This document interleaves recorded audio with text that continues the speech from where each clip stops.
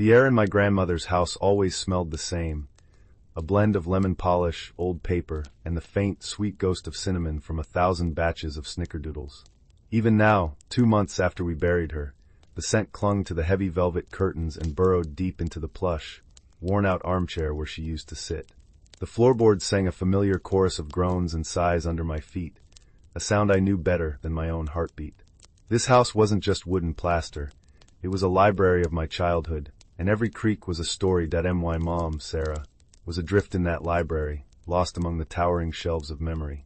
I'd find her standing in the middle of the living room, her hand hovering over a dusty photograph on the mantelpiece, her eyes a million miles away. The grief had hollowed her out, leaving her quiet and fragile. That's why my Uncle Richard had swept in, smelling of expensive cologne and crisp, new money, promising to handle everything. He was my mom's older brother, a man who moved with the sharp, confident clicks of Italian leather shoes on hardwood floors. He was all smooth surfaces and polished words, a stark contrast to the soft, lived-in comfort of the house. On that particular Tuesday, the late afternoon sun was slanting through the dining room window, illuminating a universe of dust motes dancing in the air. The light was golden and warm, but a chill had settled deep in my bones. Mom was at the table, a mountain of paperwork in front of her. Her reading glasses were perched on her nose, and her shoulders were slumped. Uncle Richard stood over her, a hand on her shoulder, his voice a low, reassuring purr. "It's all just legal jargon, Sarah," he was saying. The sound was like thick honey, smooth but cloying, designed to confuse. The long and short of it is, the estate is a mess. Taxes, liens, it's more than you should have to deal with right now. I was leaning against the doorframe, nursing a lukewarm cup of coffee. The bitter taste matched the feeling coiling in my gut. I didn't trust him. I never had.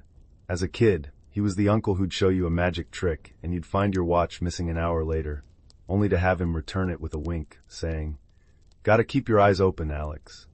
"What kind of liens?" I asked, my voice cutting through his syrupy tone. Richard's head turned slowly, his smile tightening just a fraction at the edges. "Alex, just the man. Come on in, don't lurk." He gestured to an empty chair, the heavy gold ring on his pinky finger catching the light. "Your mom and I are just trying to make sense of this pile. Seems Mom and Dad weren't as organized in their final years as we'd have liked." I walked into the room, the scent of his cologne growing stronger, a sharp, citrusy smell that felt like an invasion. I sat down, the old wooden chair creaking in protest. "You still haven't answered my question. What liens?" "It's complicated," he said, waving a dismissive hand. "Property tax deferments, a small reverse mortgage we didn't know about. The point is, the house has debts. Significant ones." My mom looked up, her face pale, the skin around her eyes thin and translucent. "But Dad always said the house was paid for. He said it was our security." Her voice was a whisper, fragile as a dry leaf. "And he believed that, I'm sure," Richard said, patting her shoulder again. The gesture was meant to look comforting, but his fingers were stiff, his touch possessive. But men of his generation, they didn't always talk about finances. They wanted to protect their families from worry. The reality is, selling is the only sensible option. It'll clear the debts and leave you with a nice nest egg, Sarah. A fresh start. The words "sell the house" hung in the dusty air like a death sentence. I could feel the blood drain from my face. This was the house my mom and Richard grew up in. The one my grandfather built with his own 2 hands. The pencil marks measuring our heights were still there on the pantry doorframe. "We're not selling the house," I said flatly. Richard's eyes, the same cool blue as my mom's but without any of the warmth, settled on me. "Alex, this is a decision for your mother and me. You're not a party to the will." "I'm a party to this family." I shot back, my voice louder than I intended. The coffee cup rattled in its saucer as I set it down too hard. My mom flinched. "Please," she whispered. "No fighting." Richard held up his hands in a gesture of peace, but it felt like a performance. "He's right, Sarah. Alex is family. And that's why I want to talk to him. Man to man." He looked at me, a meaningful glint in his eye. "Alex, why don't you and I take a walk out to the garage? Let your mom have a moment." The air in the garage was cold and smelled of gasoline, sawdust, and damp concrete. It was my grandfather's sanctuary. His old workbench was still cluttered with tools, each one lying in a faint outline of clean wood amidst the dust. Richard closed the heavy side door, and the sound of the latch clicking into place was unnervingly final. The only light came from a single, bare bulb hanging from a cord, casting stark, exaggerated shadows that made the space feel like an interrogation room that he didn't beat around the bush. He leaned against the workbench, crossing his arms over his expensive cashmere sweater. The casual pose was at odds with the predatory intensity in his eyes. "Your mother is an emotional woman, Alex," he began, his voice losing its syrupy quality, becoming flatter, more businesslike. "She's tied to this place in a way that's unhealthy. It's clouding her judgment. It's called love, Richard.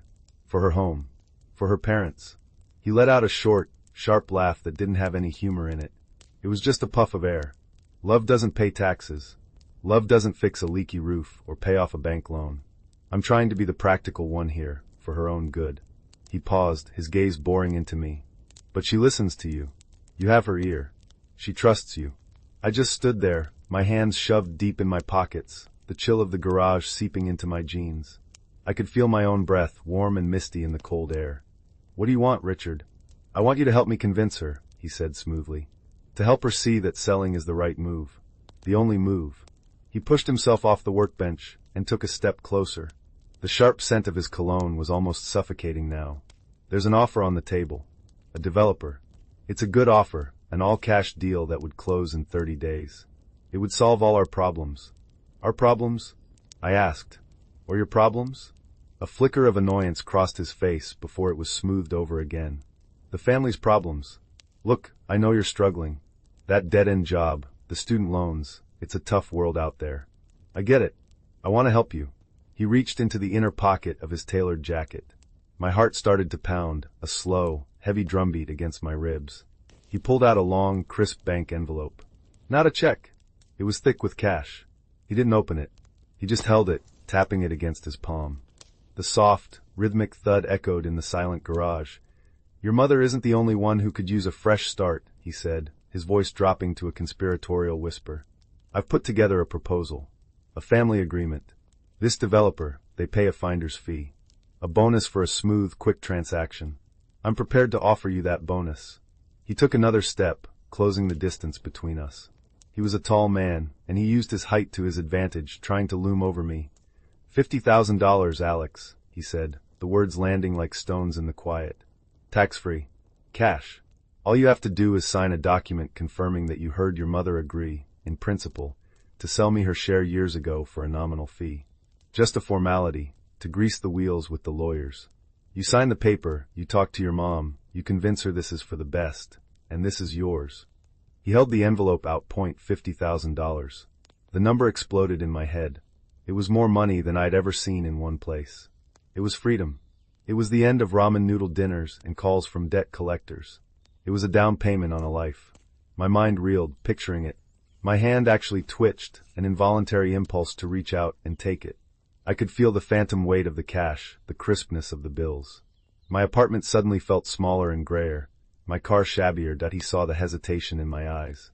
He smiled, a thin, knowing smile. "Think about it, kid. This house is just a pile of wood and memories. It's falling apart. But 50 grand? That's a foundation. You can build a future on that.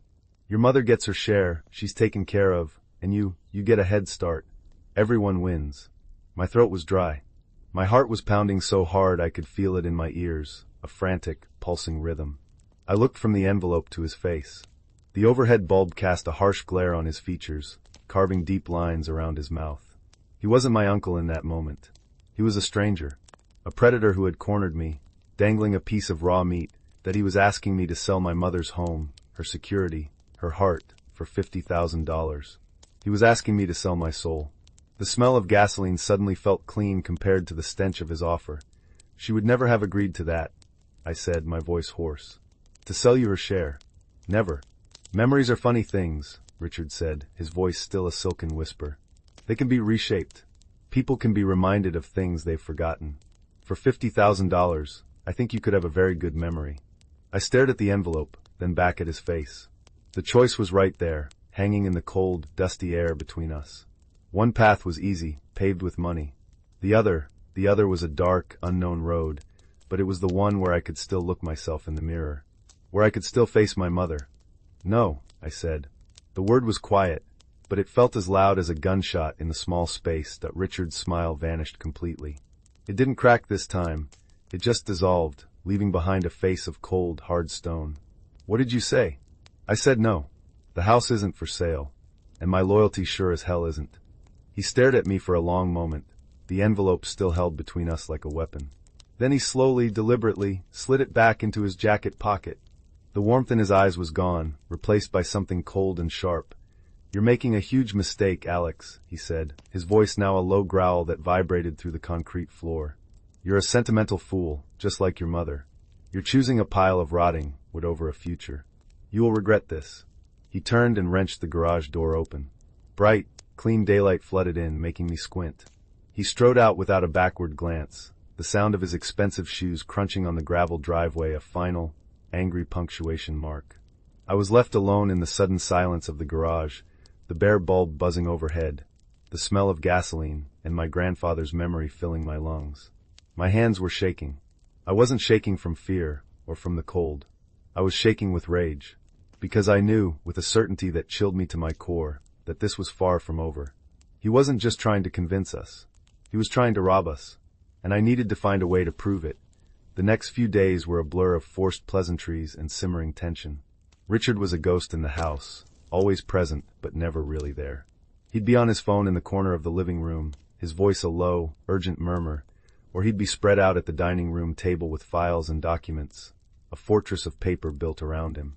He treated me with a frigid politeness that was somehow more menacing than open anger.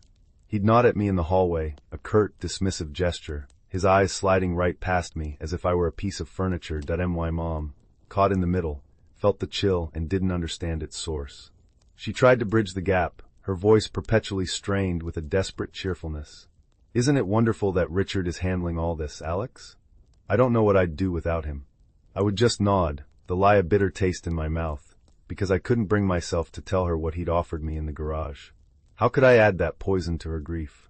How could I tell her that her own brother was trying to swindle her? I felt like I was walking a tightrope over a canyon, and the slightest misstep would send us all plunging into the abyss that I knew I couldn't just fight him with words. He was a master of them, a weaver of lies and half-truths. I needed something solid, something undeniable. I needed proof. My grandfather was a meticulous man. He kept records of everything. He had a big, roll-top desk in his study, a room that had been left untouched, a perfect time capsule of his life. It smelled of old books, pipe tobacco, and peppermint candies, the kind he always kept in a crystal dish. The room had been declared off-limits by Richard, who said it was full of sensitive financial documents that he needed to sort through methodically. He kept it locked. That was my first clue that I waited until late one Thursday night. A storm was rolling in, the wind rattling the old window frames and making the house moan and creak like a ship at sea. The rhythmic drumming of rain against the roof masked any sound I might make. Richard had gone out for a business dinner, and my mom had taken a sleeping pill and gone to bed early, exhausted by the emotional strain. The house was mine. The study door was locked, just as he'd said. The lock was old, a simple skeleton key type. My grandfather had a whole ring of old keys hanging on a hook in the kitchen pantry. I fumbled through them, the cold, heavy brass feeling alien in my sweaty palm. My heart hammered against my ribs, each beat a loud thud in the otherwise silent house. After a few tries, one of the keys slid in. It turned with a loud, grating click that sounded like a gunshot to my own ears that I pushed the door open and slipped inside, closing it softly behind me. The air was still and thick with the smells I remembered so well. I didn't turn on the overhead light. Instead, I used the small flashlight on my phone, its narrow beam cutting through the darkness. The beam slid across walls lined with books, a worn leather armchair, and finally, the magnificent oak roll-top desk that was a fortress. Dozens of little cubbyholes and drawers, all neatly organized. I started gently, pulling open the small drawers. Old pens, paper clips, stamps, a half-finished book of crossword puzzles. Nothing. I moved to the larger drawers. Bank statements from 10 years ago, old utility bills, canceled checks. My frustration grew. Richard must have already gone through it. He must have taken whatever he was looking for that I was about to give up when my light caught something. A tiny scratch mark on the ornate wooden trim at the very bottom of the desk, near the floor. It was almost invisible. I knelt down, the floorboards cold against my knees. I ran my fingers along the wood. It felt smooth, solid. But the scratch was there. I pushed on the spot. Nothing. I pulled. And then I felt it. A faint click. A section of the trim, no bigger than my hand, popped open. It wasn't a drawer. It was a secret compartment. My breath caught in my throat. My hands were trembling as I reached inside. My fingers brushed against a small metal box. I pulled it out. It was a simple gray cash box, the kind you'd get at an office supply store. It was heavy. It was also locked, with a tiny cheap lock. This one was easier. A paper clip from the desk, and a few minutes of jiggling was all it took. The lid sprang open with a soft metallic sigh. Inside, there wasn't cash. It was full of papers, held together with a thick rubber band that was dry and cracking with age. On top was a long, white envelope, just like the one Richard had offered me. But this one had my grandfather's spidery, elegant handwriting on it. It just said one word. Sarah. My hands shook so badly I could barely open it. Inside was a letter, several pages long, dated just 6 months before he passed away. I began to read, my phone's light trembling on the page. "My dearest Sarah," it began. "If you are reading this, it means I am gone, and you are facing the difficult task of sorting through the life I've left behind. I know your heart is heavy, my girl, but you have always been the strong one. There is something you must know, and I'm ashamed to have to write it rather than say it to your face, but I could never find the right time. It is about your brother." A cold dread washed over me. "Richard is a good man in many ways," the letter continued, "but he has a blindness when it comes to money. A hunger. He sees this house not as a home, but as an asset. A number on a balance sheet. He has approached me more than once about buying out your share, about developing the land, about unlocking its potential, as he says. I have always refused him. This house, Sarah, is my legacy to you. It is your safety, your history. It is meant to be your anchor in any storm. Under no circumstances is he to persuade you to sell. The deed is in both your names, but my wish, my dying wish, is that you live here as long as you desire. There are no debts on this house. I paid the mortgage in full on my 70th birthday. The documents are in this box. Do not let him tell you otherwise. He will try to confuse you with talk of taxes and expenses. He will try to make you feel overwhelmed. Do not listen. He is a shark, my girl, and I fear he will smell blood in the water of your grief. Be strong. This house is yours." Tears were blurring my vision, hot tears of anger and a strange, profound sadness. He knew. My grandfather knew exactly what his son was. He had tried to protect her, even from beyond the grave. Beneath the letter was a thick file folder. I opened it. Inside, pristine and official, was the paid-in-full mortgage certificate, stamped and dated. There was also a separate ledger. My grandfather had been prepaying the property taxes for years. He'd set up a trust account specifically for the upkeep of the house, an account with nearly $100,000 in it, an account Richard had failed to mention. But there was one more thing at the bottom of the box. A small microcassette recorder, the kind journalists used to use. A tiny tape was inside. A label on the tape, in my grandfather's handwriting, read, "Richard, June 12th. Last June. Just a few weeks before the end.my heart was a trip hammer in my chest." I pressed the play button. The hiss of the tape filled the silent room. Then I heard my grandfather's voice, weaker than I remembered it, but still firm. "It's not for sale, Richard. We've been over this." Then Richard's voice, oily and impatient. "Dad, be reasonable. It's $500,000 of equity just sitting here rotting. Let me build a fourplex. We'll both make a fortune. Sarah doesn't need all this space." "It's not about need," my grandfather's voice rasped. "It's her home. It's what your mother would have wanted. And it's my final word on the matter. I don't want you ever speaking to your sister about this. Do you understand me? You will not prey on her." There was a long silence on the tape, just the faint sound of breathing. Then Richard's voice, cold and clipped. "You're an old fool. An old, sentimental fool, sitting on a gold mine." The tape clicked off. I sat back on my heels on the floor of the dark study, the recorder cold in my hand. The wind howled outside, a perfect match for the storm raging inside me. This wasn't just a suspicion anymore. This wasn't just a scummy offer in a garage. This was a calculated, long-term plan to defraud his own sister, to disrespect his father's dying wish, to shatter our family for a profit that he hadn't just tried to buy my loyalty. He had tried to buy a lie that would erase the truth. But the truth was right here in my hands. It was in the ink of my grandfather's letter, in the official stamps on the documents, and in the magnetic particles of a tiny plastic tape. And I knew, with a certainty that burned away all my fear and doubt, that I was going to let it scream. The confrontation couldn't be quiet. It couldn't be just me and him. It had to be in the light, where the truth could be seen by the one person who mattered most, my mom. I waited 2 more days, my secret a heavy, burning weight in my chest. I felt like a spy in my own home, watching Richard move through the rooms, so confident in his deception, and I had to physically restrain myself from lunging at him. I copied the documents on the scanner in the study, and I transferred the audio from the microcassette to my phone, a small digital file that felt like a bomb. I chose Sunday morning. It was always a quiet time in the house. My mom would be in the living room, working on her crossword puzzle, the sun streaming through the large bay window.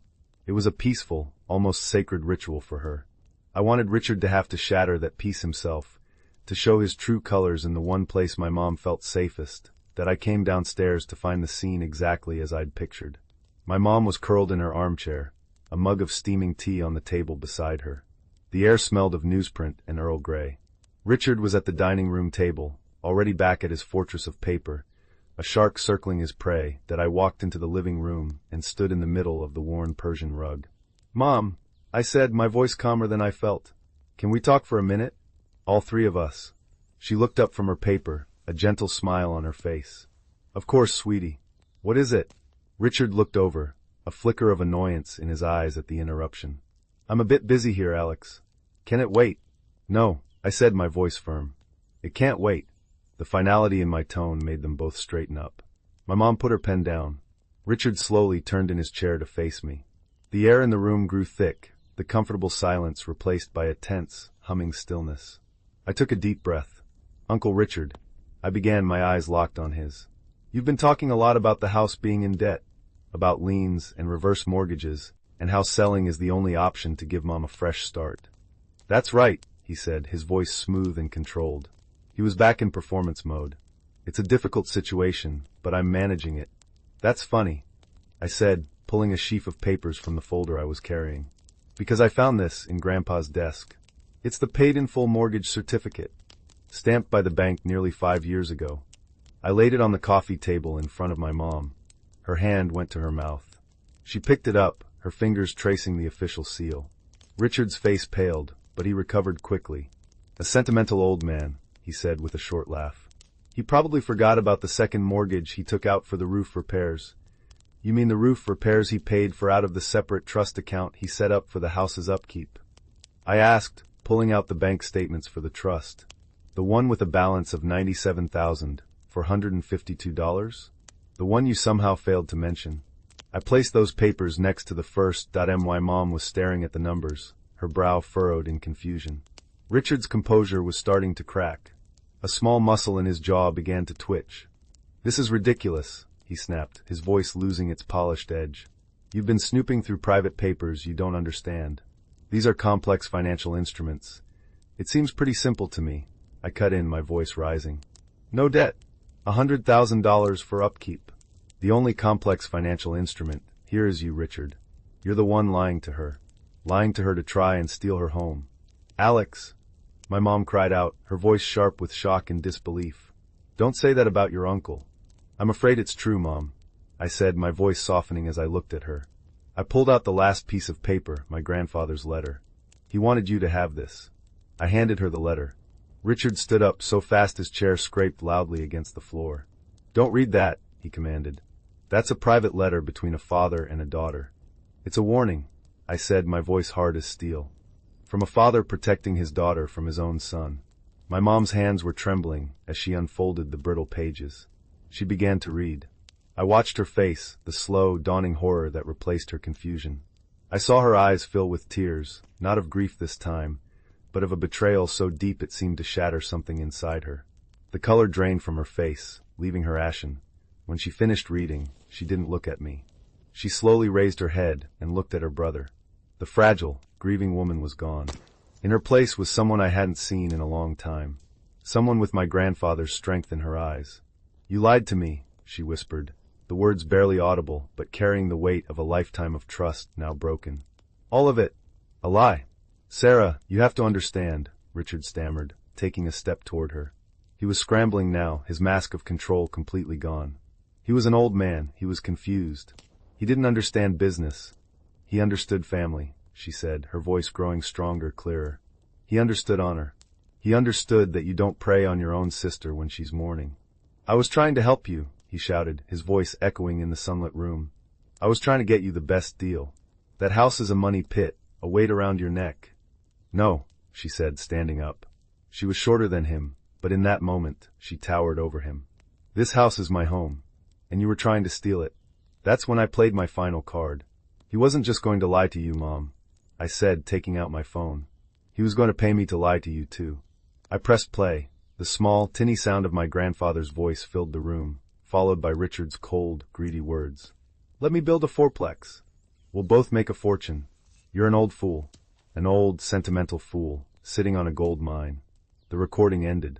The silence that followed was absolute, heavier than any sound. My mom stared at Richard, her face a mask of cold fury and profound heartbreak. Get out, she said. Her voice wasn't a whisper anymore. It was a command forged in steel. Sarah, he started, his hands held up in a placating gesture. I said, get out of my house, she repeated, her voice shaking with rage. She pointed a trembling finger toward the front door. Take your lies and your greed and get out. You are no longer my brother. He stood frozen for a moment, his face contorting with a rage that finally broke through. He looked from her to me, his eyes filled with a venomous hatred. Fine, he spat. Fine. Stay here and rot in this museum with your precious memories. You're both fools. You chose this. You chose a pile of dirt over $1 million. He turned and stormed out of the living room. We heard the front door slam shut with a force that rattled the pictures on the wall. A moment later, the sound of his car engine roared to life, followed by the squeal of tires as he tore down the driveway and out of our lives. The silence he left behind was deafening. The sun was still streaming in. The dust motes were still dancing in the light, but everything felt different. The room felt colder, emptier. My mom stood completely still for a long moment, her arms wrapped around herself as if holding her broken pieces together. Then a shudder ran through her entire body, and she collapsed back into her armchair, burying her face in her hands. That I went to her, kneeling on the rug beside her chair. I put my hand on her shoulder. Her body was racked with silent, gut-wrenching sobs. There were no words. There was nothing I could say to fix the chasm that had just been ripped through our family. All I could do was be there, a quiet anchor in her storm, as the morning sun shone down on the wreckage of our lives. The truth had set us free, but it had also left us terribly, terribly alone. The sweet home was ours again, but its sweetness was gone, replaced by the bitter taste of betrayal.